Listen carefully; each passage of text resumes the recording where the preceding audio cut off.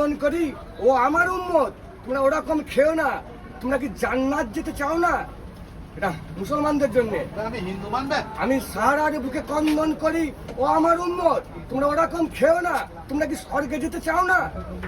স্বর্গ কেমন জিনিস মান্নানের কাছে সে জানিস? একজন ঝাড়খণ্ডের এই মত্তের বুকে, ধরনীর বুকে, মত্ত দিলে হয়, ধরন দিলে হয়, এই ধরনীর বুকে একজন মত্তে মানে তো সালা মৃত্যুবরণ বে।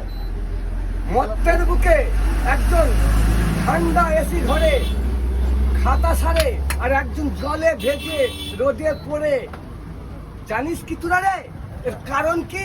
বিধাতা যার যা কপালে তকদিরে লিখেছে সেইটাই হবে রে। ভাইরাল হয়ে যাবে। তোদের কি জানা আছে রে?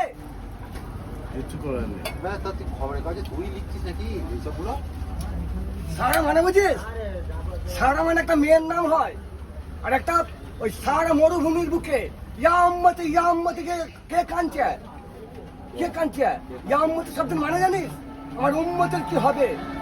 আমার উম্মতের কি হবে? ইয়াম্মতি তো দিনের নবী কাঁদছে, ইয়াম্মতি আমার উম্মতের কি হবে? আমার উম্মতের কি হবে? আর তোরা তো সালারা তোদের আগে কয়েক বছর আগে বলে গেছিল যে এইসব পালবি, তো সারা পালিস?